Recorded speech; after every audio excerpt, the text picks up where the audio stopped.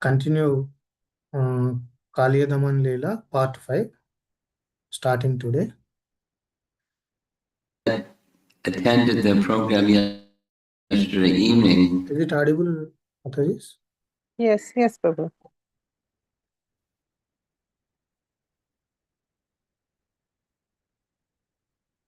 Thank you, Mataji.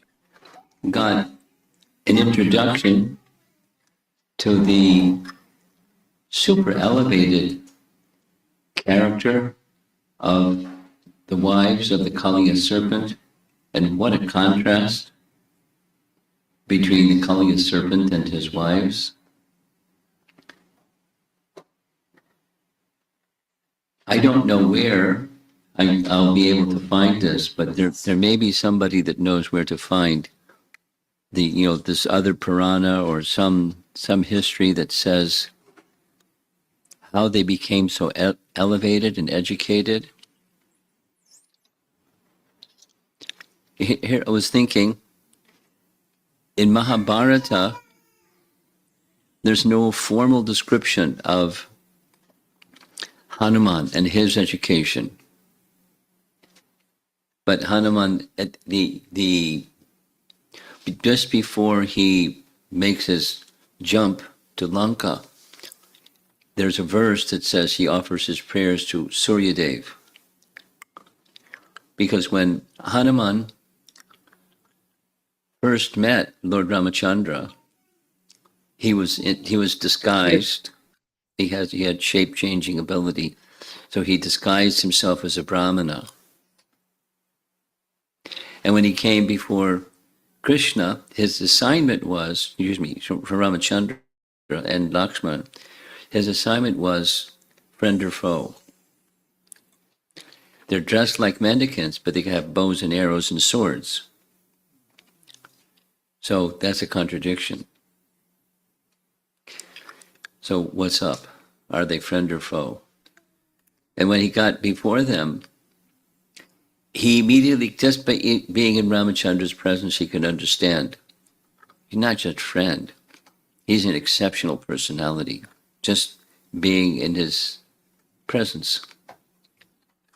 So he didn't wait. He didn't do the ministerial check him out kind of espionage. He just immediately disclosed who he was and his mission and who he was representing. And Sugriva is up on the mountaintop, and Ramchandra didn't say anything. Hanuman did all the speaking. And then, rather than speaking directly to Hanuman,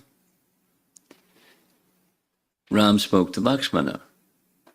Said, "Did you hear his speech? It was so elegant and eloquent and perfect Sanskrit and this and that. He's a very cultured person."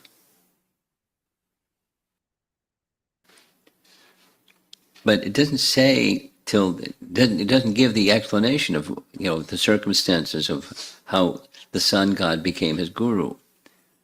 But it does indicate specifically that he learned what he learned from the sun god.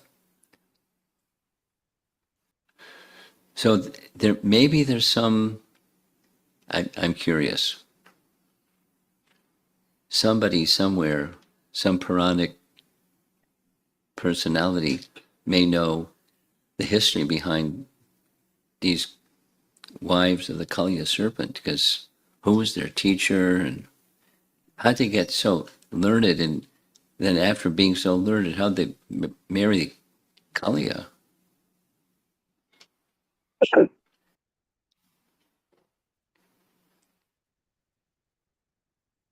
that was one reflection on just this whole topic that we heard yesterday. Then another is that there were three, according to Sridhar Swami, the prayers of the wives of the Kaliya serpent have three parts. And we covered the first two. And now we're about to finish up the last of part two, and then enter into part three. So part one was this is just that the punishing of our husband is perfectly fitting. And, in a whole series of verses, why it is so. So they were accepting and honoring what Krishna had done, the punishing. And then in between is this super elevated tattva, the truths about Krishna, that the truths about tattva, about Krishna, it can't be understood without bhakti. So they're devotees. They're not just scholarly ladies. They're devotees because they understand things about Krishna that are concealed from someone that isn't a devotee.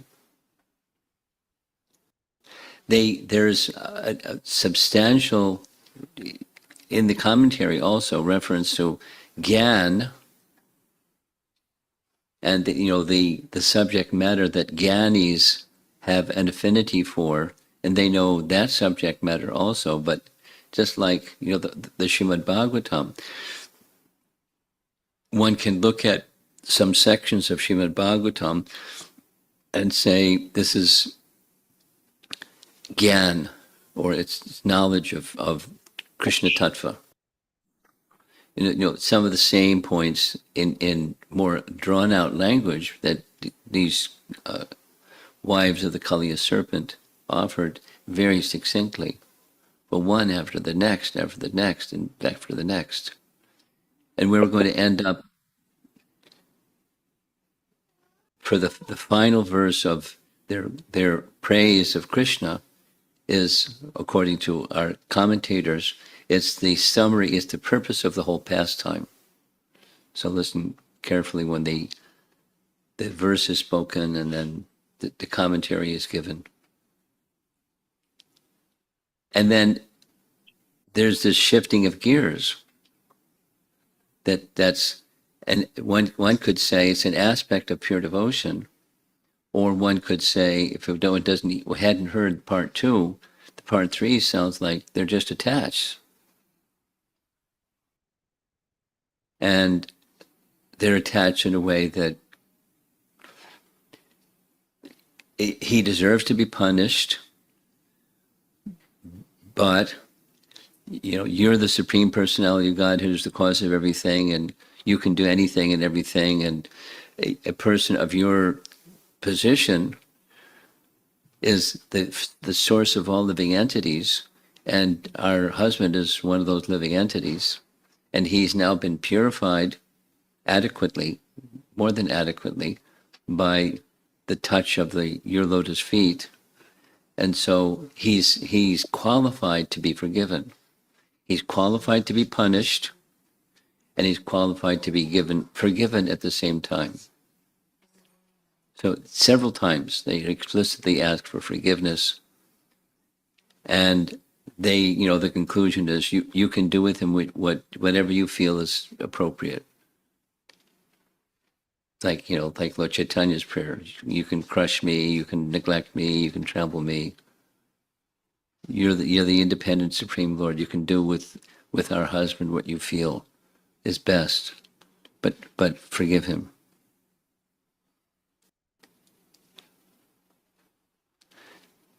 And it works. Their eloquence has been displayed, their erudition has been displayed, and their devotion has been displayed. And Krishna is going to submit to these loving devotees of his, the wives. So good for Kaliya to be married to such faithful and qualified wives. However that happened, it's a great fortune for him. And then from that great fortune of his, along with the touch of Krishna's lotus feet, more than touch, but again, stomping of Krishna's lotus feet, smashing of his hoods till he was practically dead. Lots of mercy.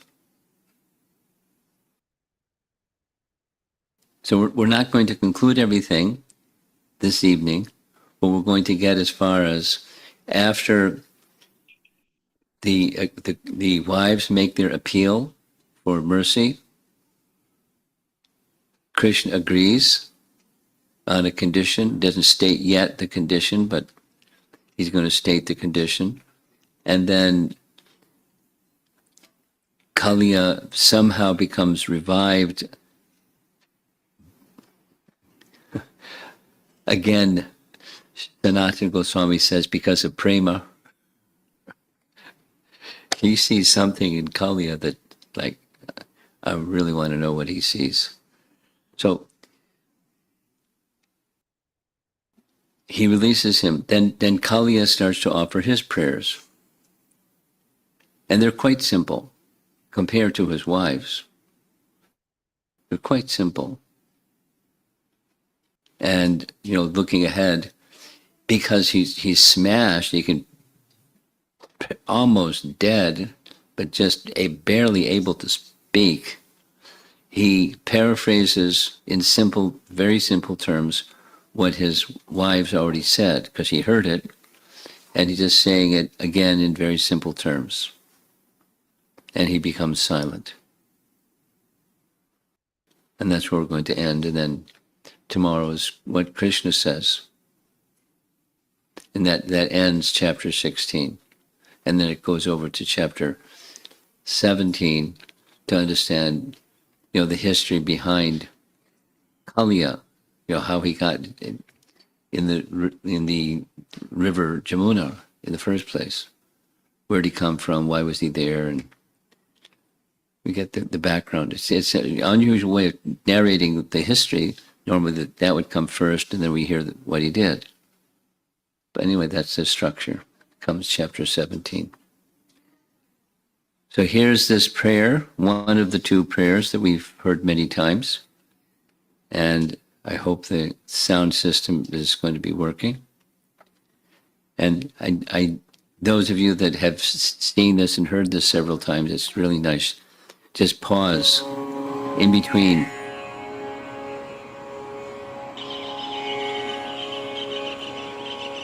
Kamam damodara mama mana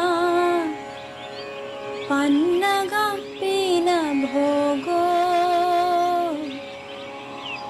Kamam damodara mama mana pannaga pina bhogo Dushtasibhi kutila valanai शोभयत्येषलो दुष्टासिभिः कुटिलवलनैः शोभयत्येष लोकम् तद्विक्रान्तस्त्वमुदितपद द्वन्द्वपङ्केरुहाङ्कम् तद्विक्रान्तस्त्वं मुदितपद द्वन्द्वपङ्केरुहाङ्कम् कुर्वन्दर्वीकर दमनहे ताण्डवे दण्डयामुम् कुर्वन्दर्वीकर दमन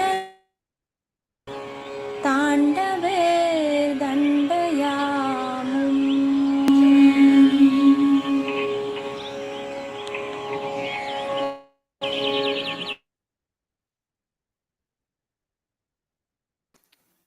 With its crooked motions and the sharp fangs of its wicked desires, the great snake of my mind torments the entire world. O all-powerful Lord, O crusher of Kaliya, please punish that snake with your dancing. Please place on it the mark of your lotus feet. So this is the final of the section 2 prayers, the glorification of Krishna prayers. And color-coded, we're going to go through each of these terms.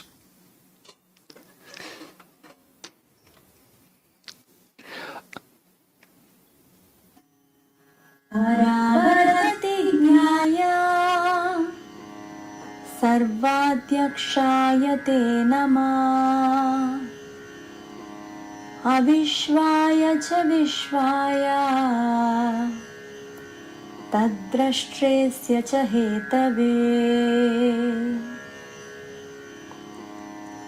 Obeisances unto you, who know the destination of all things, superior and inferior, and who are the presiding regulator of all that be. You're distinct from the universal creation, and yet you are the basis upon which the illusion of material creation evolves, and also the witness of this illusion. Indeed, you are the root cause of the entire world.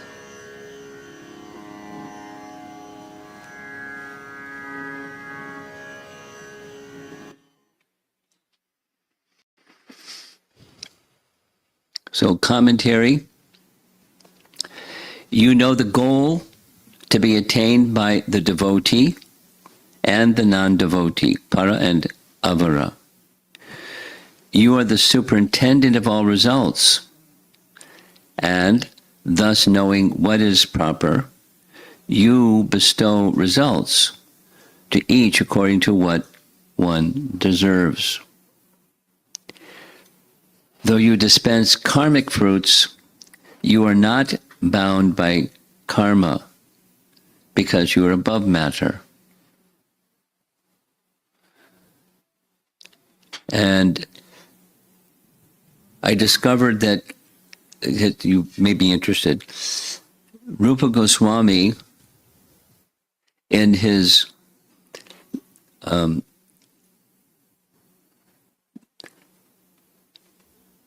Laghu Bhagavatamrita, Rupa Goswami, in his Laghu Bhagavatamrita, covers each verse in this whole Leela and makes very short commentary. I just found that out yesterday or this morning or something. So this is taken from him. The reason for this pastime is given in this verse. You are knowledge of the destination of all beings, since you are one with knowledge, but you cannot be understood. You are visible to everyone's eyes, sarvadhyakshaya. The universe does not exist in you, but it was seen in your abdomen. He goes on. When Brahma's illusion was removed, so Brahma Vimohan Lila makes reference, you remained as a witness of the universe. So Brahma was shown what Brahma was shown. All the while Krishna was sitting there preparing to have lunch with his own expansion cowherd boys. You remain as the witness of the universe with yogurt rice in your hand. With the nature of not hiding anything, this is just taking the verse. And I have to correct, it's Laghu Bhagavatamrita. You performed all those feats, not showing that you performed all those feats. So it's a private darshan, a private exhibition of Krishna Tattva to Lord Brahma. And when it was over, he remained the witness, and he didn't, although all truthful, he didn't display it again or elsewhere. But in each of the four handed forms, you are the cause and maintenance of the universe, Hetave.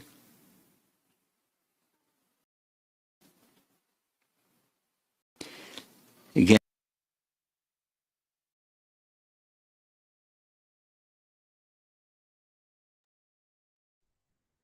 Hare Krishna. We'll pause here today. We'll continue rest of the part of lecture next week. Anyone would like to share your thoughts, comments from today's lecture? Hare Krishna Mataji, Sharbari Mataji, please.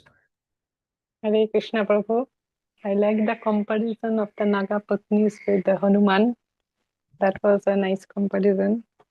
And also the prayers of the Naga Patnis, where they are asking for a fitting punishment of their husband. At the same time, they are asking for him to be forgiven because he is now purified. So that part was also nice.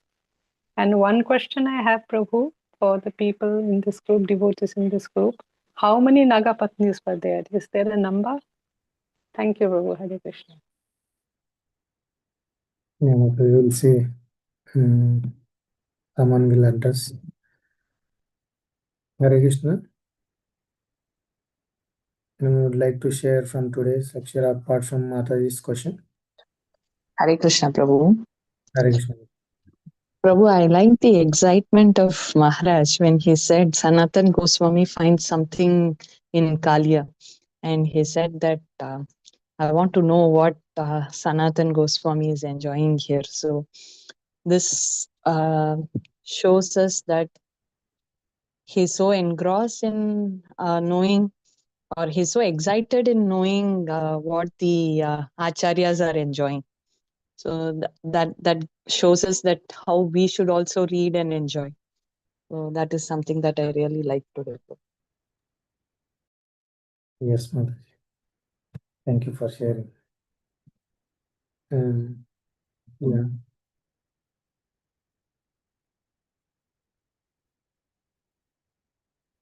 Hare Krishna Prabhuji, then Pranam. Yes, Mataji. Please go. So I was again like the question which I asked, that we hear about the past of the Kalia, but we don't hear about the past of the Naga wives. What were they, or what happened to them, or how they became the Naga wives?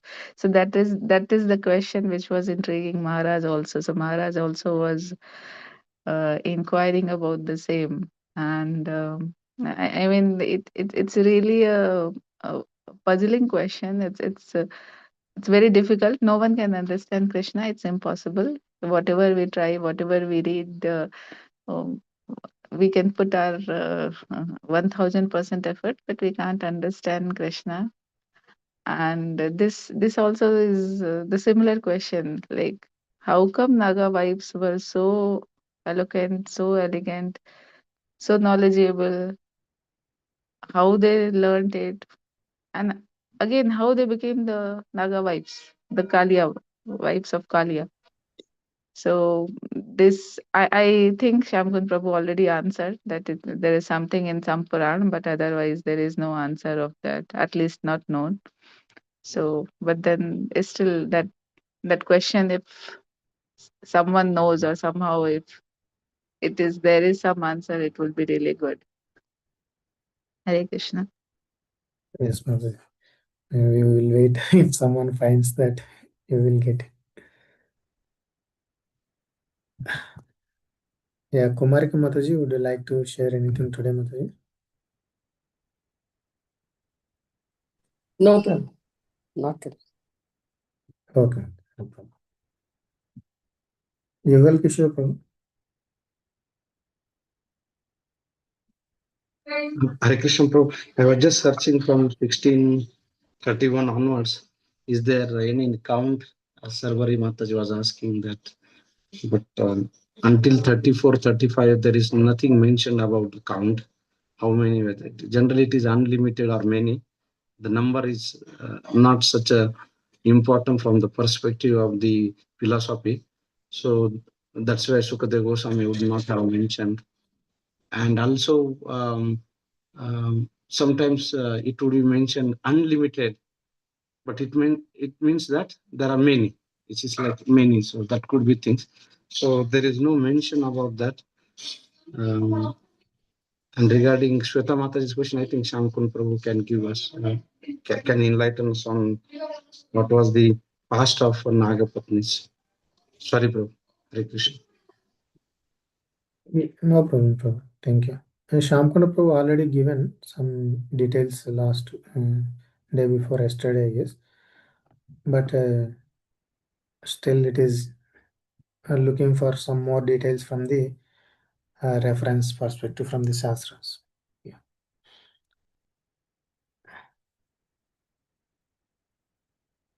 Vilay Prabhu, would you like to share anything, Prabhu?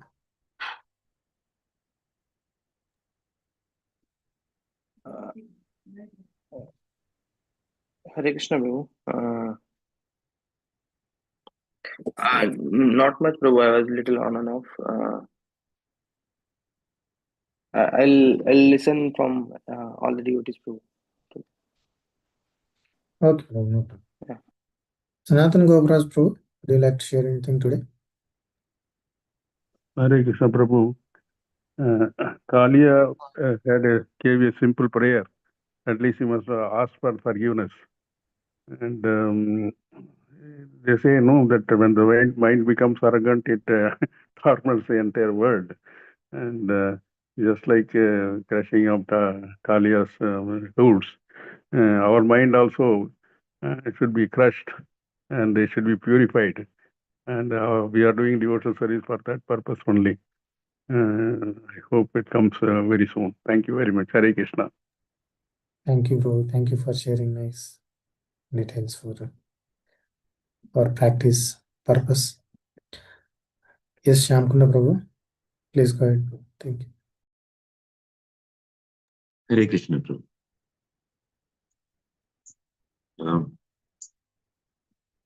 Few things from today and maybe if time permits something from yesterday.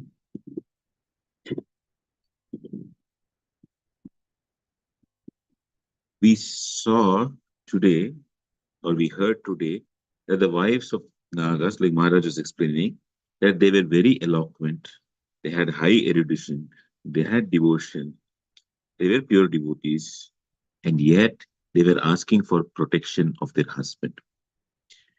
And I heard in a lecture by Her Grace Urmila Mataji, when she was speaking about the nectar of devotion, she said, I mean, she substantiated in various ways, and I'll come to the substantiation also.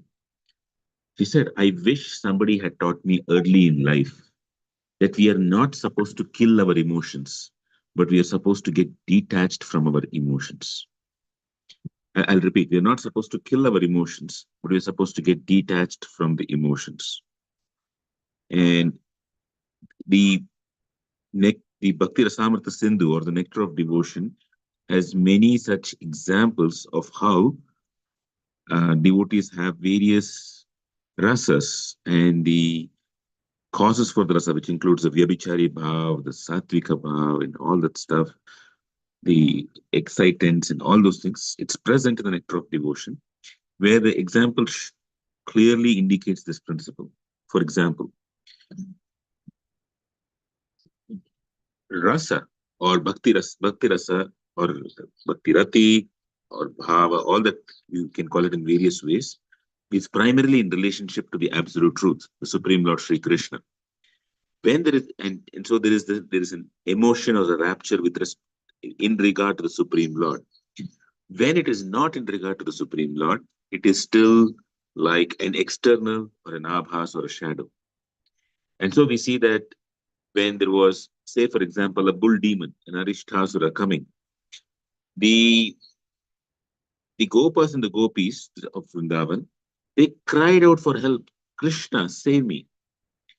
Who was the object of their emotion? It was they had to preserve their own body in that sense. They needed to be saved.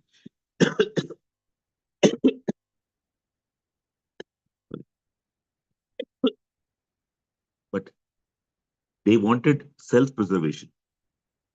And yet, whom did, and not and yet, and they asked Krishna for help.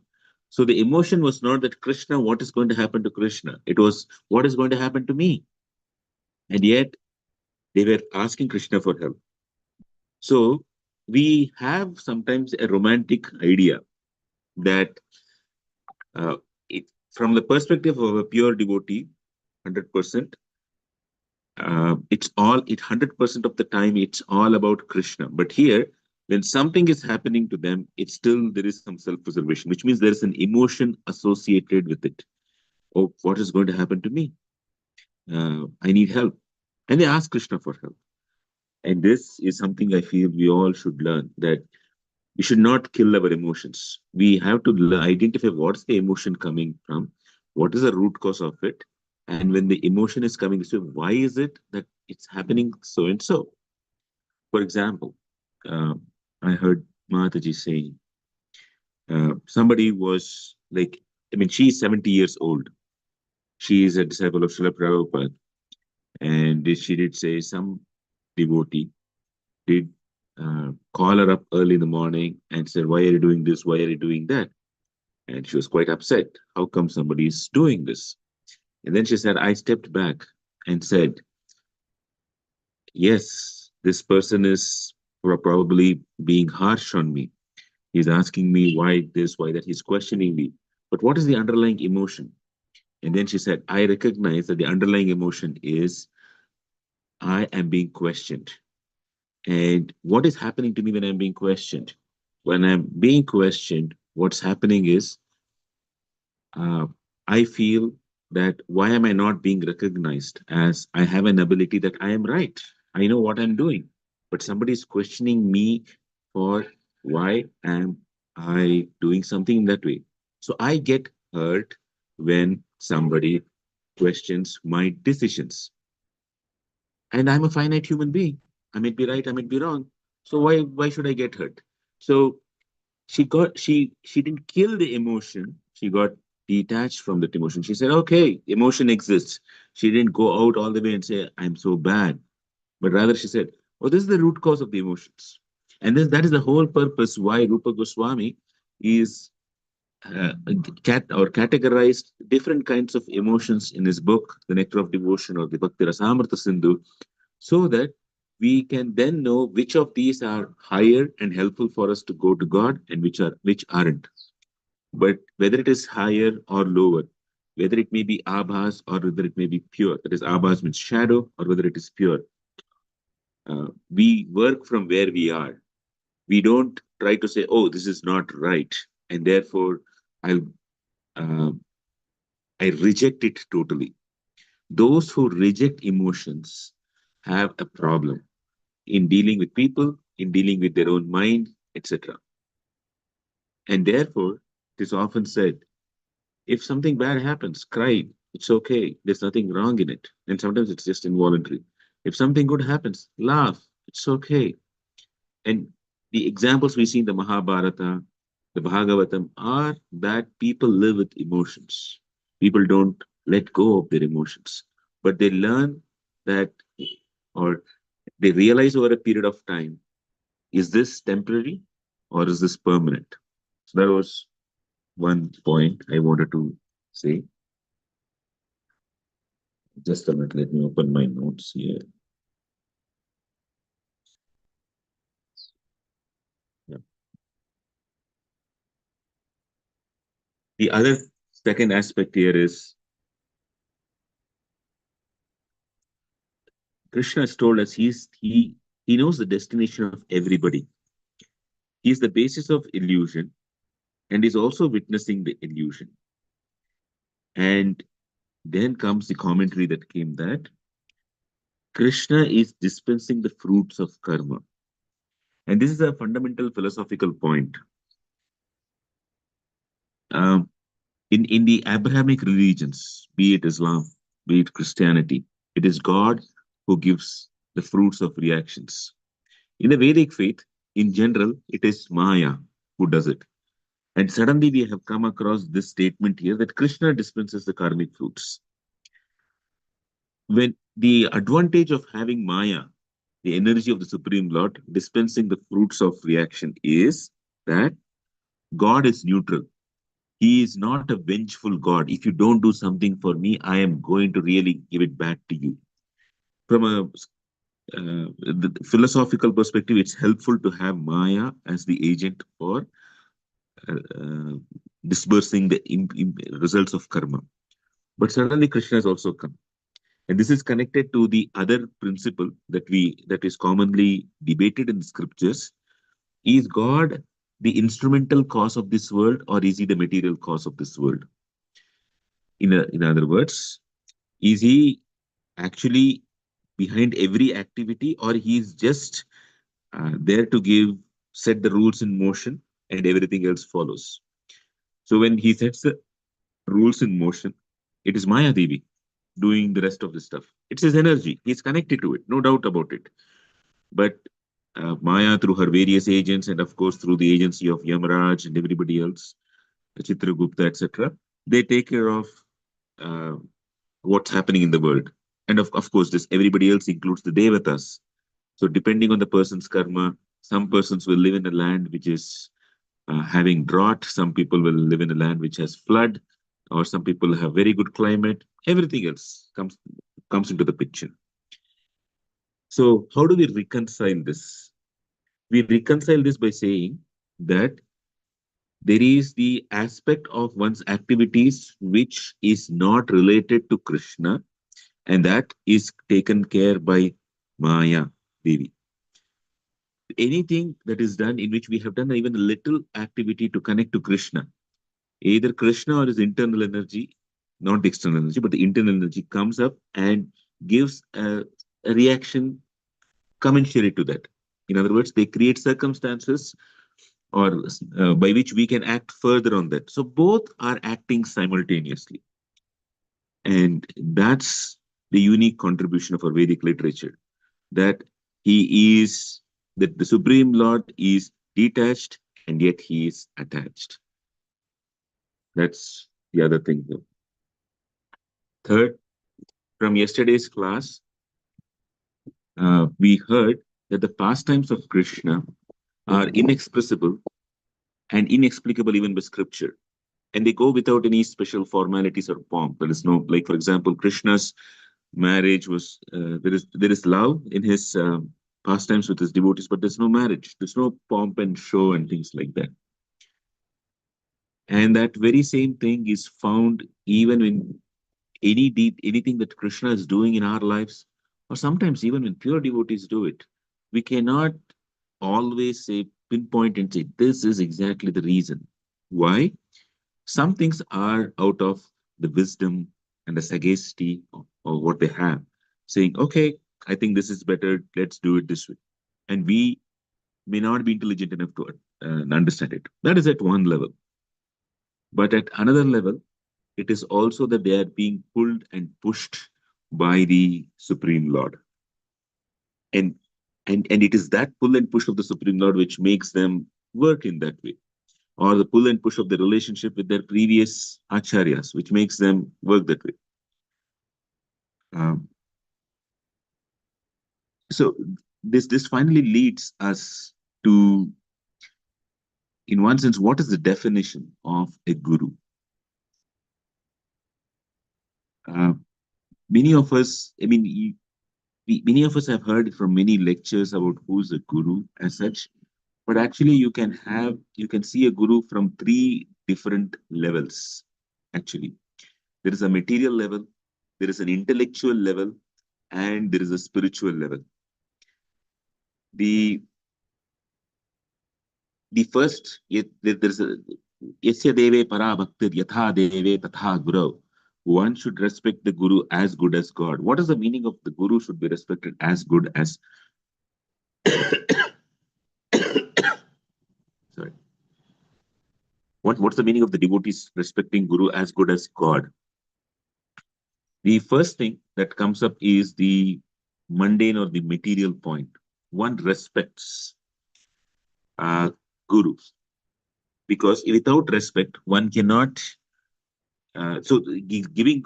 Seeing guru as good as God means just like we respect God, we respect the words and the actions of a true guru. That is at one level.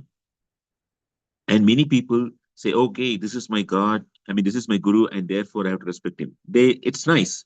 It's a point. It's good to do it. The next level of a guru is that the guru gives us the knowledge and the tools and the character and the method to come out of this material world, to come out of our conditioning.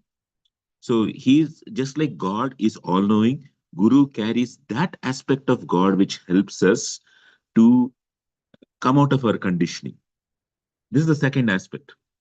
And then comes the third aspect, which is there, especially which is given in the Srimad Bhagavatam in the prayers of the Prachetas. They say, "Oh Lord Shiva, you are our guru because you know the heart of the Supreme Lord." And that is where is the third aspect, that the guru is in touch. He's in touch with the Supreme Lord in the sense he's very dear to the Supreme Lord.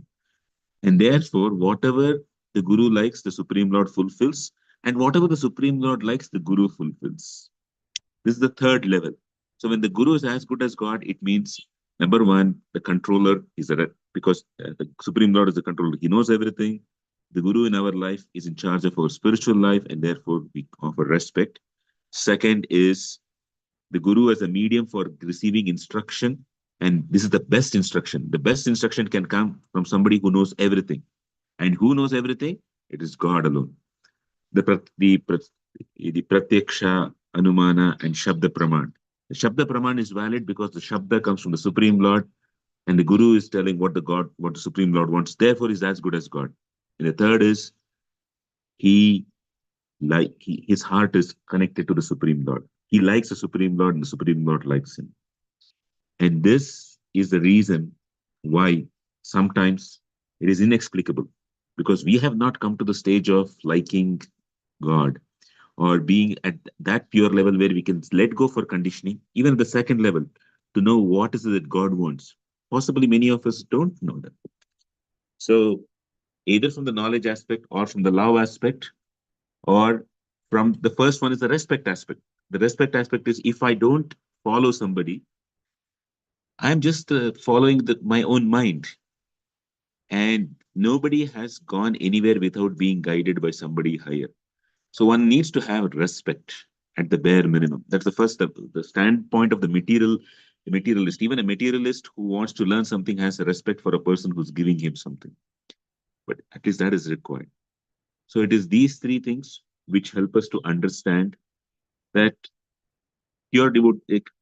We can't understand what Krishna wants, and likewise the same thing is necessary with Guru. We can't pinpoint and say exactly this is what they want, but we should have trust and faith.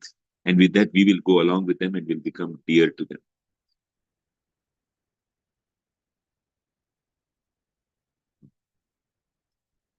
And one more point is Krishna endows the devotees with abilities to serve him perfectly.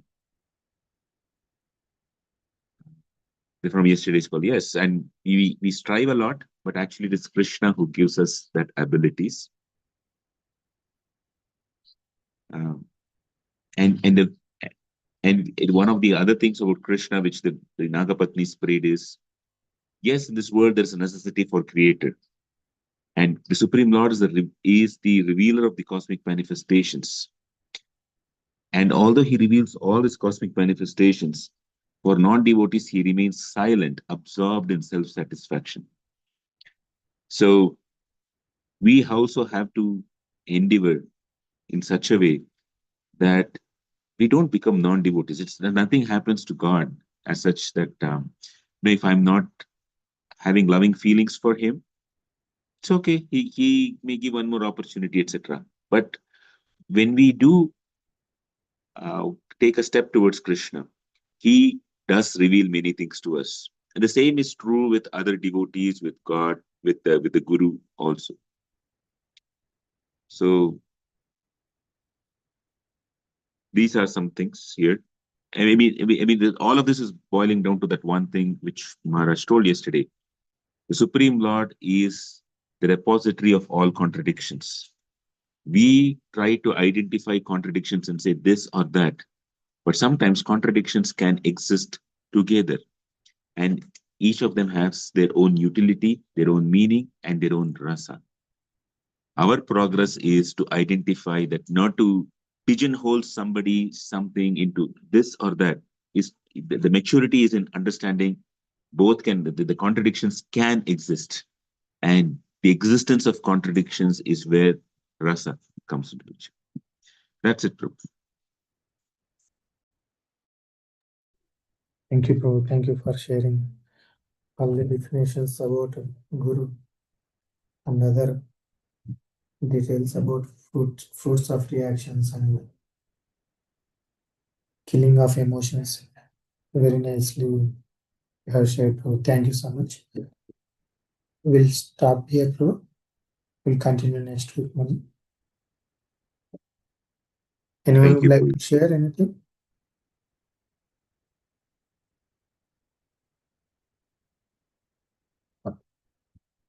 Thank you, Prabhu, for sharing those things, especially about the trust and having the belief in going ahead. Thank you, Prabhu. Yes, even the killing of emotions, not killing of the emotions point was also very nice, and the points mentioned about Guru, what he does. Thank you, Prabhu, for all these details that you shared. Hare Krishna. Yes, Mataji. We will pause here. We'll continue next week.